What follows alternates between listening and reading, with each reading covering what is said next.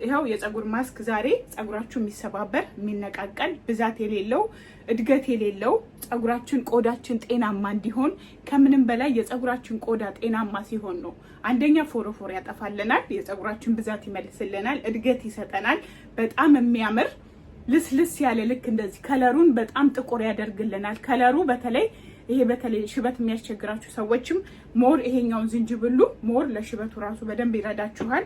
ሲቀጥል ደግሞ ፀጉራችንን ፋፍቶ አበስቶ ላይክ ዲፕ ኮንዲሽነር አድርጎልን በጣም የሚገርም የፀጉር ለውጥ እያንዳንዱን ፀጉራችን መሰባበሩን መነቃቀሉን የምናገኝበት ውህድ ነው። ግን መጀመሪያ የዝንጅብል ውሃውን እንደዚህ አድርጋችሁ ታርሱታላችሁ። ፀጉሩንም ይታያችኋል። ፀጉሩንም ከዛ ስርስሩንም በተለይ ፎሮፎር የሚያስቸግራችሁ እንግዲህ ታውቃላችሁ። ፀጉሬን ቆርጬው ነው እናንተ ጋር አብረን ቻሌንጁን እንድንጀምር ፀጉሬን ቆርጬው ነው። ስርስሩን መጀመሪያ እንደዚህ አድርጋችሁ ስርስሩን በጣም ሳይበዛ ለምን ማስኩን ስንቀባ እንትን እንዳይለን እንደዚህ አድርጋችሁ ስርስሩን ተቀቡታላችሁ። ዝንጅብል አይን ውስጥ ከገባ ስለሚያቃጥል ኦኬ ፕሊስ አይናችሁ እንዳያቃጥላችሁ ጥንቃቄ አድርጉ። አለዛ ይሄው ብዛቱ ይታያችኋል። የኔ ፀጉር በጣም ስስ ነበር፣ አያድግም ነበር። ስፔሻሊ ከኋላ አርጌ ከቀባሁት በኋላ እንደዚህ አረገውና ማክሲመም 5 ደቂቃ ማሳጅ አረጋዋለሁ። ስለዚህ ፀጉሬን የቆረጥኩት አብረን ቻሌንጁን እንድንጀምር ነው። ኦኬ ማሳጅ ካረግ ዛሬ ማሳያችሁ ነገር በቀላሉ የሚያስፈልገን ለፀጉራችን እየጨመርኩኝ በደንብ ከነጥቅሙ ነግራችኋለሁ። የሚያስፈልጋችሁ አንድ አቮካዶ 2-3 ማንኪያ አድርጎ እንቁላል፣ የአጉሎ ፍሬ ወይም ካስተር ኦይል፣ ማር 1 ማንኪያ፣ ኮኮናት ኦኬ ከሌላችሁ የፈለጋችሁትን አይነት ዘይት መጠቀም የፀጉር ቅባት መጠቀም ትችላላችሁ። ማዮኔዝ ይሄኛውን ዝንጅብሉን ከመጠቀማችሁ ፀጉራችን ምንም አይነት ማስክ ከመጠቀማችን በፊት ፎሮፎርም ያሉትን ፈንገስ ባክቴሪያዎች እንዲገልልን በቀላሉ ዝንጅብል ነው። አሰራሩን ቆረጥ አድርጌ አስቀምጬላችኋለሁ። ለብቻውን ቪዲዮ ሰርቼላችኋለሁ። በተለይ ፎሮፎር የሚያስቸግራችሁ ከሆነ እና በጣም ለፈጣን ፀጉር እድገት ብዛት የምትቸገሩ ከሆነ ይሄኛውን ተጠቀሙ። ስለዚህ በደንብ ላሳያችሁ። መሪያ ላይ የማደርገው ምንድነው መሰላችሁ?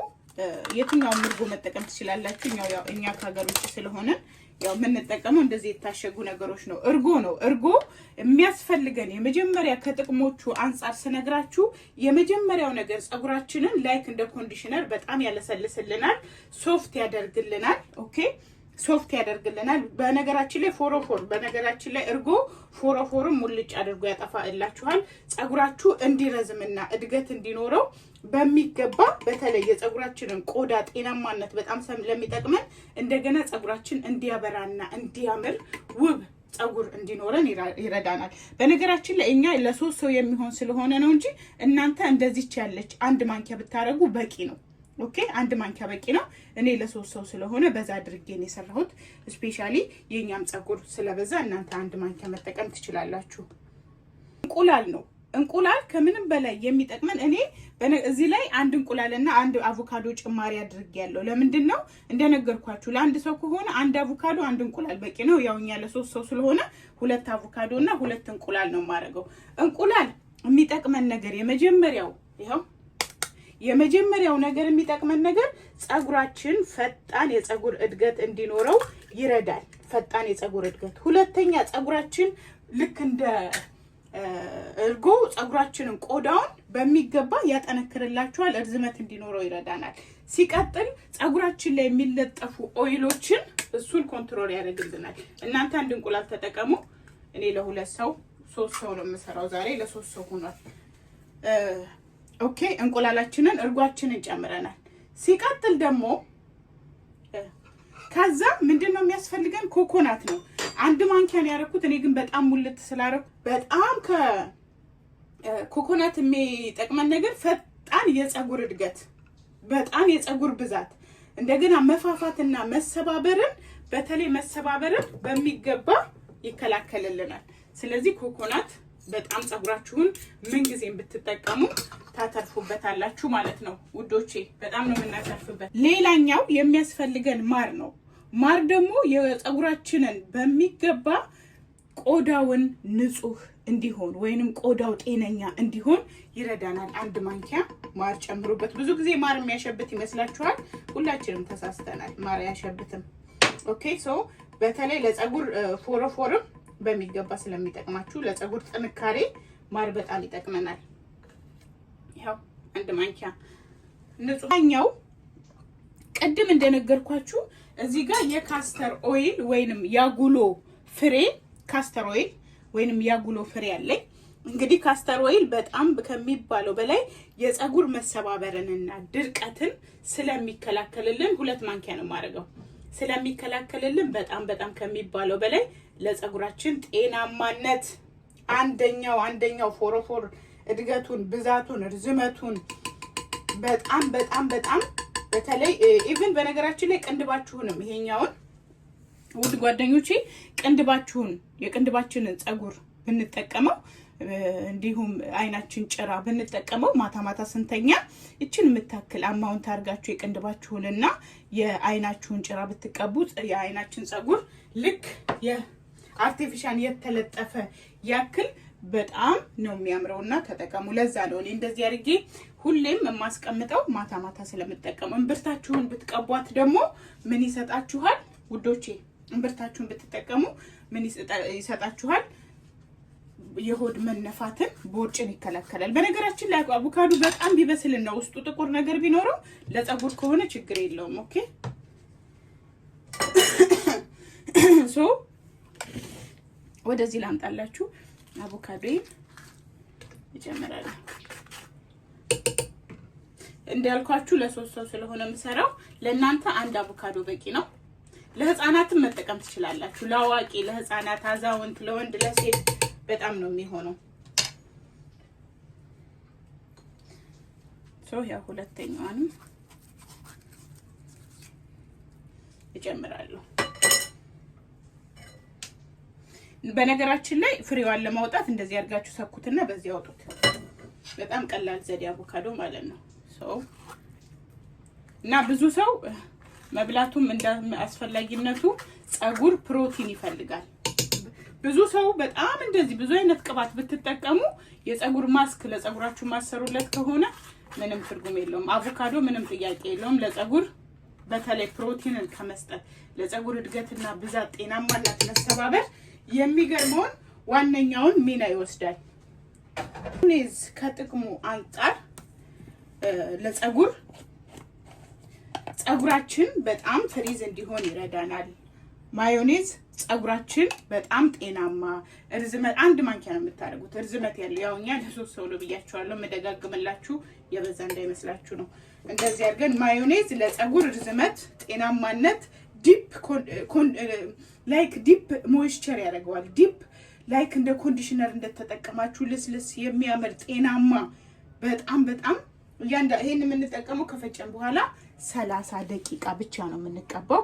በማሽን ፈጭቼው መለሳለሁ። ፍጩት በማሽን በደንብ ፍጭት አድርጉት። እኔ ትንሽዬ የዝንጅብል የተረፈኛል አይደል? ትንሽዬ ውሃ አደርግበታለሁ። ትንሽ ታዩት። በደንብ ተፈጭቶልናል። ሳህኔን አዘጋጅቻለሁ። ወደ ሳህኔ ገለብጥና ፀጉራችን ላይ ማድረግ ብቻ ነው። አንድ እንዳትተርፍ ስትገለብጡ አያችሁት? በደንብ ስለፈጨሁት በቃ ክሬም ነው የሆነው። ፀጉሬ ላይ የሚለጠፍ ነገር አይኖርም። ትቀቡታላችሁ። በተለይ ስርስሩ በደንብ ይዳረስ። እሺ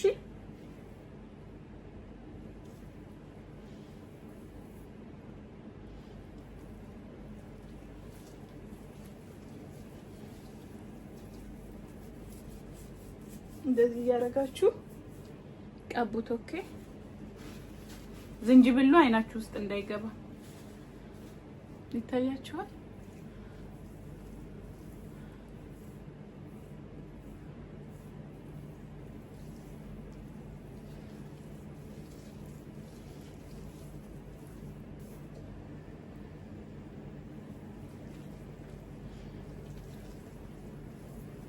ቀቡት።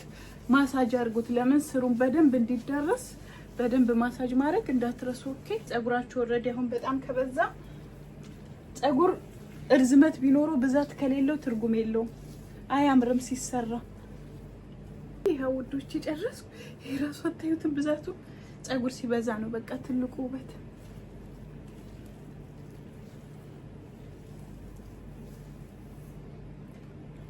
ታጠቡታላችሁ። ኦኬ ከዛ ይሄው